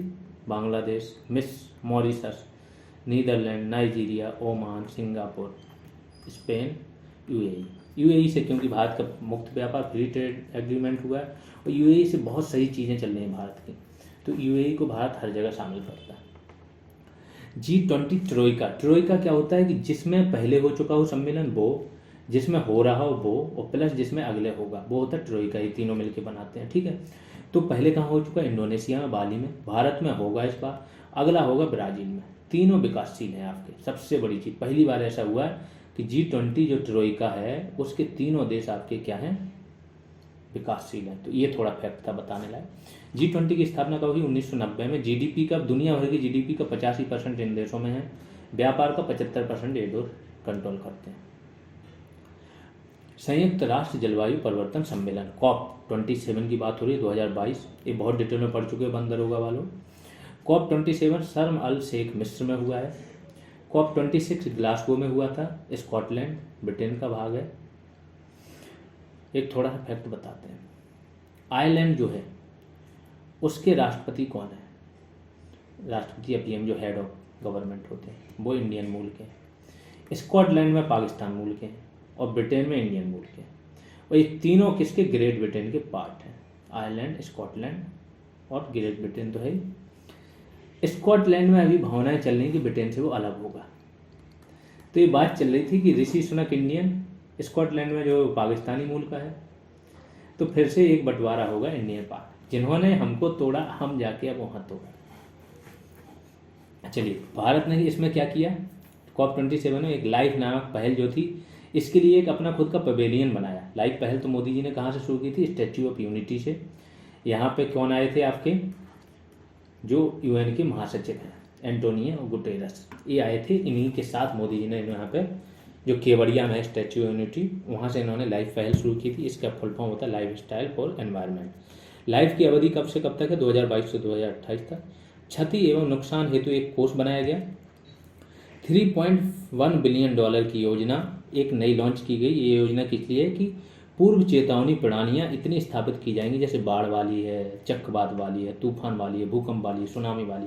तो ये पूर्व चेतावनी प्रणालियाँ हैं जो पृथ्वी की रक्षा करेंगी, ये स्थापित की जाएंगी। सायरन वगैरह किसी न किसी प्रकार से बता दिया जाएगा। COP28 कहाँ होगा? दुबई में, यूएई में। ये भी इंपॉर्टेंट है। अगला कहाँ होगा? ये भी। SCO का शिखर सम्मेलन, इस बार तो SCO का भी अध्यक्ष इंडिया है, लेकिन पिछला बार वाला देखो क्या है। 22वीं बैठक कहाँ हुई? समरकंद, उज्बेकिस्तान में। ईरान को SCO ने स्थायी सदस्य हेतु यहाँ पे हस्ताक्षर कर दिए कि SCO का ईरान को स्थायी सदस्य बनाया जाएगा। बेलारूस को भी सदस्य बनाने हेतु प्रक्रिया शुरू हो गई है। मालदीव को संवाद भागीदार बनाया, तो ये नए डेवलपमेंट्स थे।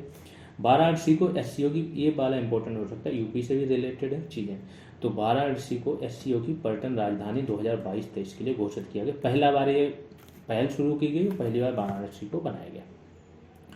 भारत 2023 हेतु SCO का अध्यक्ष है। अभी मीटिंग हुई थी, इसमें आए थे बिलावल भुट्टो, SCO में ही तो आए थे।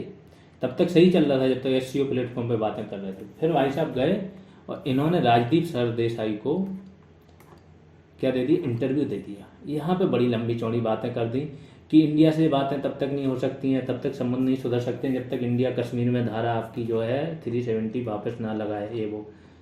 तो इंडिया तो वैसे ही खींच खाए बैठा था। जयशंकर ने सीधा बोला वो आए हैं, ऐसे बात कर रहे हैं जैसे आतंकवाद की जो इंडस्ट्री है उसके प्रवक्ता हैं। ये बहुत बुरा भला बोल दिया और सीधे समझ गए। और सारे संबंध जो आगे सोच रहे थे लोग कि एक बर्फ़ पिघली है, वो बर्फ़ बहुत अच्छे से फिर से जम गई। इन लोगों को समझ में ही नहीं आ रहा है कि भारत इन सब चीज़ों से बहुत आगे निकल चुका है। उसी दिन, जिस दिन ये आए उसी दिन हमला हो गया जम्मू कश्मीर में, 5 जवान हमारे मारे गए थे। चलिए फिर से आ जाते हैं। भारत 2023 हेतु SCO का अध्यक्ष है। केंद्रीय थीम क्या थी? टुवार्ड्स ए सिक्योर SCO। केंद्रीय विषय था ये, थीम हटाओ, केंद्रीय विषय था टुवार्ड्स ए सिक्योर SCO। SCO जून 2001 में इसकी स्थापना हुई है। 8 इसके सदस्य हैं। जैसे मैंने बोला, ईरान को पूर्ण सदस्य बनाने की बात होगी तो 9 हो जाएंगे और 4 पर्यवेक्षक हैं।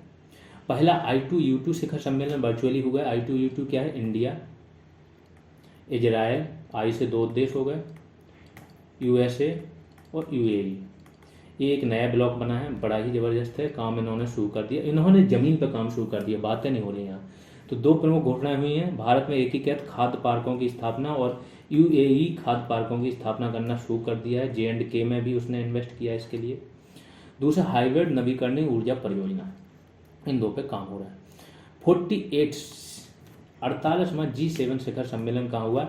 स्लास एलमाउ, आल्प्स, बेवेरियन पहाड़ियाँ हैं आल्प्स की, बेवेरियन आल्प्स। तो यहाँ से पहाड़ियाँ भी पता चलेंगी कहाँ है। बेवेरियन आल्प्स कहाँ है? आपको जर्मनी में। तो स्लास एल्मो बेवेरियन आल्प्स जर्मनी में ये हुआ है। 7वीं बार जर्मनी में ये सम्मेलन हो रहा है। आमंत्रित सदस्य कौन थे? भारत था, इंडोनेशिया था, ये पूछता है। G7 का 1-2 बार पूछ चुका है कि आमंत्रित सदस्य कौन नहीं थे। 3-4 दे देगा, जो 2-3 थे वो तो थे, जो नहीं था तो भारत, इंडोनेशिया, सेनेगल, दक्षिण Africa, Ukraine, Argentina. Climate club स्थापित करने पर सहमति बनी कि एक क्लाइमेट क्लब स्थापित किया जाएगा। 1 जनवरी 2023 से जापान G7 का अध्यक्ष है, सॉरी। G7 का अध्यक्ष कौन है? 1 जनवरी 2023 से जापान बनेगा, जो मैंने बोला। और G20 का आपका अध्यक्ष इंडिया है।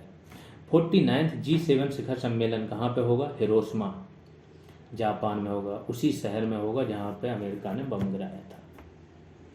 अगला आ जाते हैं नई अंतर्राष्ट्रीय कुछ नियुक्तियाँ देख लेते हैं कि कहाँ कौन राष्ट्रपति बना, कौन पीएम बना। नेपाल इंपॉर्टेंट है, अपना पड़ोसी है, रामचंद्र पौडेल राष्ट्रपति बने हैं। ये सारे राष्ट्रपतियों की बात हो रही है, बाद में पीएम की करेंगे। वियतनाम में बो बेन युओंग। नाइजीरिया में अहमद अदेल बुनले। बांग्लादेश में मोहम्मद शहाबुद्दीन चुप्पू। साइप्रस के राष्ट्रपति कौन है? निकोस क्रिस्टोडोलाइटस। चेक गणराज्य की कौन है? Petra Pavel. पेरू के डीना बोलुआर्टे प्रथम महिला है। देश और प्रधानमंत्री देख लो। न्यूजीलैंड की पहले देखो जेसिंडा आर्डन थी, कोविड काल में इन्होंने बहुत अच्छा काम किया था, बहुत फेमस थी, लेकिन ये बदल गई हैं। अब कौन है? Chris Hipkins. ये कौन बने? न्यूजीलैंड की प्रधानमंत्री। नेपाल में पुष्प कमल दहल प्रचंड, माओवादी है, माओवादी मीन्स पार्टी है उनकी। आयरलैंड में लियो बडरकर, भारतीय मूल के हैं, जो मैंने बताया था कि आयरलैंड में भी आपके भारतीय मूल के हैं, और ब्रिटेन में भारतीय मूल के हैं, और वहाँ पे कौन है? स्कॉटलैंड में पाकिस्तानी मूल। तो सबकी सत्ता तो हथियाली भारत और पाकिस्तान में। अब वहाँ पे भी यही सेम चीज़ें चल रही। और जो लंदन है, वहाँ का मेयर कौन है? लंदन का मेयर साजिद खान, पाकिस्तानी मूल का। इस प्रकार से चीज़ें बड़ी वो चलती हैं। तभी तो लंदन में हाई कमीशन पे भारतीय झंडा वगैरह, क्योंकि वो पुलिस वगैरह कंट्रोल उसी के हैंड में रहता है। इजराइल में बेंजामिन नेतन्याहू। ब्रिटेन में ऋषि सुनक।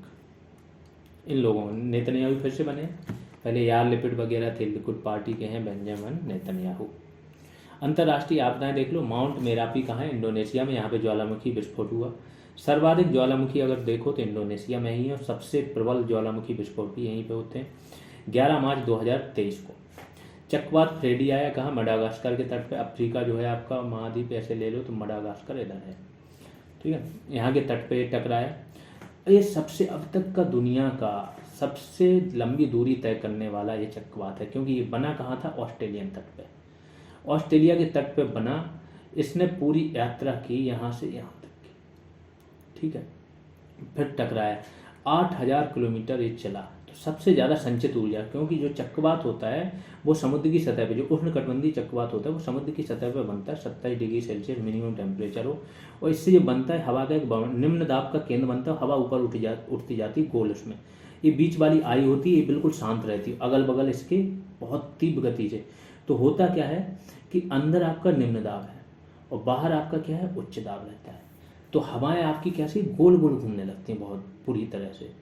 इस तरीके से ये चलता रहता है चक्रवात। अब ये इसको लगातार आर्द्रता मिलती रहती है समुद्र की सतह से, क्योंकि बाष्पीकरण हो रहा है। तो जब तक ये समुद्र की सतह पर रहता है हमेशा आर्द्रता मिलती रहेगी, इसके अंदर ऊर्जा बढ़ती जाएगी। ये लगातार चलता रहेगा, आगे बढ़ता रहेगा। जैसे तट से टकराता है उसको बोलते हैं लैंडफॉल, चक्रवात का लैंडफॉल हो जाएगा। और फिर धीमे धीमे आके क्या होगा? ये यहाँ पे इसकी ऊर्जा, क्योंकि बाष्पीकरण से इसको ऊर्जा मिलनी खत्म हो जाएगी, समुद्र की सतह पे ही बाष्पीकरण मिलता है, और फिर यहाँ पे ये क्या है? चक्रवात खत्म हो जाएगा। लेकिन तब तक ये बहुत अंदर तक घुस आता है, तबाही मचा देता है। सेम हुआ।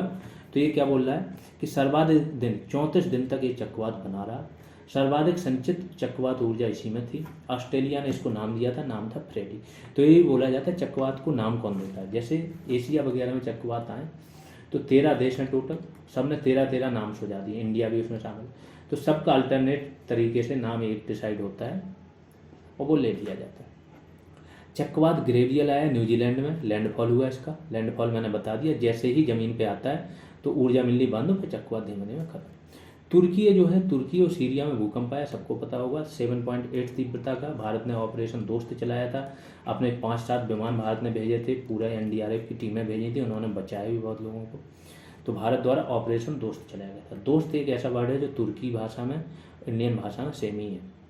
जोशीमठ में भूधसाव हुआ, तो ये भी एक, जोशीमठ कहाँ है? उत्तराखंड में, यूके मत समझ लेना। चक्रवात एक मेंढस आया, पूर्वी तट पे टकराया।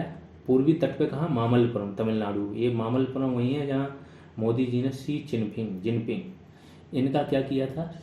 स्वागत किया था, इनको लेके गए थे। वहाँ पे चट्टानें वगैरह थी। सप्त पैगोडा यहीं पे है, सप्त पैगोडा, रथ मंदिर जिसको बोलते हैं। किसने बनवाए थे? नरसिंह वर्मन, जिसको राज सिंह बर्मन भी बोलते हैं। मामल शैली में बनवाए थे सप्त पैगोडा। द्रौपदी रथ, भीम अर्जुन ऐसे करके रथ बने। द्रौपदी छोटा है, तो यहाँ पे रथ मंदिर है एक्चुअली, ठीक। तो इसको नाम किसने दिया? मेंडस, यूएई द्वारा। सितरंग चक्रवात आया, बांग्लादेश में टकराया, ये नाम थाईलैंड ने दिया था। स्पंज व्यंजन, स्पंज एक प्रकार के क्या होते हैं? सरंध युक्त जीव होते हैं, और उनमें कुछ रंग भी होता है, कलर होता है, बड़ा सही दिखते हैं समुद्र में, देखना कभी, ठीक है। तो इनका विरंजन हो गया, इन्होंने अपना कलर छोड़ दिया, इनकी मृत्यु होने लगी। वो कहाँ पर? न्यूजीलैंड के तट पे। तो ये सब चीज़ें इसलिए कंसर्न करती हैं क्योंकि इससे लगता है कि समुद्र में क्या है? जीवन जीने लायक चीज़ें नहीं बची हैं। पॉल्यूशन बढ़ रहा है, जलवायु परिवर्तन हो रहा है, तापमान बढ़ रहा है। दुनिया की पहली तरल हाइड्रोजन संचालित फेरी मतलब क्या होता है? समुद्र में जो नाव वगैरह चलती हैं वो फेरी होती है। MF हाइड्रा लॉन्च हुई कहाँ? नॉर्वे द्वारा। तो ये पूछा जा सकता है क्योंकि हाइड्रोजन संचालित है, भविष्य का ईंधन हाइड्रोजन ही है। तो हाइड्रोजन संचालित एक बार ट्रेन थी, कहाँ पे? जर्मनी में थी, वो भी पूछी गई थी। रवांडा ऐसा देश है दुनिया का, किगाली समझौता पड़ा होगा, रवांडा की राजधानी हो किगाली। मोदी जी गए थे यहाँ पे एक बार, गायें दान में दी थी मोदी जी ने 100 से ज़्यादा। तो रवांडा है। mRNA, जब मैं कॉलेज में पढ़ रहा था तो रवांडा से एक लड़की पढ़ती थी मेरे साथ। तो रवांडा mRNA वैक्सीन उत्पादन सुविधा वाला पहला अफ्रीकन देश है। आगे आ जाते हैं ISA, international solar alliance. Brazil इसका पूर्ण सदस्य बन गया। अब तक 113 ऐसे देश हैं जिसने इस पे ISA फ्रेमवर्क पे हस्ताक्षर कर दिए। क्रोएशिया यूरोजोन अपनाने वाला 20वां देश है। यूरोजोन अपनाने का मतलब यूरो मुद्रा चलेगी, प्लस जो उनके बॉर्डर हैं वो ख़त्म हो जाते हैं। आप अब शुल्क फ्री, जो टैक्स वगैरह लगते हैं एक दूसरे बॉर्डर में, वो सारी चीज़ें खत्म, आप यूरोजोन में आ जाते हो। एक प्रकार का इकोनॉमिक समझौता है। डेनमार्क CO2 को समुद्र के नीचे दफनाने वाला दुनिया का पहला देश बना। ये देखो जो मैंने बोला था, कार्बन सिंक एक प्रकार का, कार्बन सिंक का ये भी है कि कार्बन को चट्टानों में समुद्र के नीचे दफनाने वाला। तो काम किसने किया? डेनमार्क ने। विश्व वायु गुणवत्ता रिपोर्ट, एक रिपोर्ट आई है विश्व की वायु गुणवत्ता। तो सर्वाधिक खराब किसकी? चार की, फिर इराक की, फिर पाकिस्तान की। भारत की भी 8वें नंबर पे सर्वाधिक खराब है। हेनले एक है, पासपोर्ट सूचकांक निकालता है। वो निकालता है कि दुनिया के ऐसे देश हैं तो उस देश का पासपोर्ट लेके आप कितने देशों में वीज़ा फ्री एंट्री कर सकते हो, या वीज़ा ऑन अराइवल मिल जाए, या वीज़ा की ज़रूरत ही ना पड़े। तो इसमें जापान हमेशा फर्स्ट पे ही रहता है, अभी भी फर्स्ट पे, और भारत 85 पे। भारत 80 से 90 के बीच में झूलता रहता है, यहाँ पे भी, वो जो भ्रष्टाचार वाला है वहाँ पे भी। तो यहाँ से एक माइंड मैप बना सकते हो। तो इस टाइम कितना है? 85। आसियान की 40वीं और 41वीं दोनों 40th और 41st बैठक, शिखर बैठक कहाँ हुई? कंबोडिया की राजधानी नोमपेन। आसियान को बोला जाता है एशियाई टाइगर्स। 10 देश इसमें शामिल हैं, जैसे थाईलैंड, म्यांमार, इसके बाद लाओस, कंबोडिया, वियतनाम, फिर आपके सिंगापुर हो गया, ये सब शामिल है। मलेशिया हो गया, ये ब्रुनोई, ये सब देश शामिल हैं आसियान में। इनकी जो ग्रोथ रेट है, GDP ग्रोथ रेट दुनिया में सबसे तीव्र चलती है, बड़ा अच्छा काम करते हैं। इनके सबके बीच में अभी एक FTA शामिल हुआ था, इंडिया बाहर हो गया था। 16 देशों के बीच में शामिल हुआ था, आसियान +6, चाइना भी शामिल था। इंडिया ने कुछ अपनी चीज़ें बताएं, सीपा शामिल हुआ था। सीपा हो रहा था comprehensive economic partnership agreement. India थोड़ा ये मिल्क वगैरह, डेयरी प्रोडक्ट वगैरह, प्लस आसियान देशों के साथ इंडिया का वैसे भी व्यापार घाटा है, तो अपनी कुछ किसानों की समस्याएं देख के इंडिया बाहर हो गया था, शामिल नहीं हुआ इसमें। तो इसकी शिखर बैठक चूँकि इंपॉर्टेंट होती है, आसियान के साथ भारत के संबंध अच्छे हैं, हमेशा बनाने की कोशिश करते हैं। तो कंबोडिया की राजधानी नोम पेन में इसकी शिखर बैठक हुई। अब आसियान से रिलेटेड कोई भी काम होगा यहीं पे ही होगा, हर एक चीज़। पूर्वी आसियान शिखर सम्मेलन बैठक है, आसियान प्लस ये वो, तो नोम पेन याद रखना, कंबोडिया। ब्रिक्स का 14वां शिखर सम्मेलन, इसके बारे में स्टोरी बताते हैं। 13th ब्रिक्स कहाँ हुआ था? इंडिया में। इसके बाद 14वां शिखर सम्मेलन जो हुआ है, मतलब इंडिया की मेजबानी में हुआ था, ऑनलाइन ही हुआ था ये भी।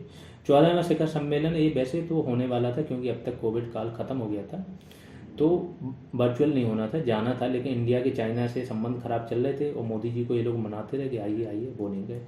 तो फिर इनको मजबूरन इसको क्या वर्चुअली करना पड़ा। चीन की मेज़बानी में हुआ था। थीम क्या थी? उच्च गुणवत्ता वाली ब्रिक्स साझेदारी को बढ़ावा देना। 15वां सम्मेलन कहाँ होगा? दक्षिण अफ्रीका में।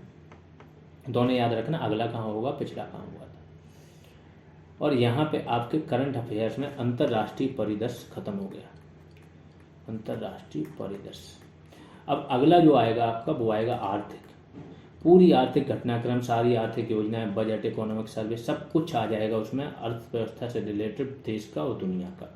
उद्योग, व्यापार, कृषि क्षेत्र, कहाँ किस चीज़ में कितना हुआ, क्या योगदान है, कहाँ खनिज पाए जाते हैं, नंबर 1 कौन सा है, कृषि में फसलों में नंबर 1 क्या है क्या नहीं, सब कुछ वहाँ पे आ जाएगा। टोटल 4 या 5, 4 में आ जाएगा वैसे मैक्सिमम चीज़ें, कुछ बचेगा तो एक 5वां हल्का छोटा वीडियो आएगा। आपका पूरा 1 ईयर का डिटेल करंट खत्म हो जाएगा। इसको पढ़ते रहना। कोई भी एग्जाम आप क्यों ना दे रहे हो, जीएस अगर आती है तो आप बैच ज्वाइन कर सकते हो सब्जेक्ट वाइज। वीडियो का बैच ऑलरेडी चल रहा है, हर उसकी जानकारी बैच की या कुछ भी चीज़ की आपके कमेंट सेक्शन में रहती है। कमेंट में एक पिन कमेंट रहता है, वहाँ से ले सकते हो। कोई क्वेरी हो, नंबर भी रहता है। तो अभी के लिए इतना ही। जो लोग जुड़े हुए हैं, जिनको फ़ायदा मिल रहा है, उनकी जिम्मेदारी बनती है आप इसको शेयर करो, लोगों तक पहुँचाओ। धन्यवाद आप लोगों।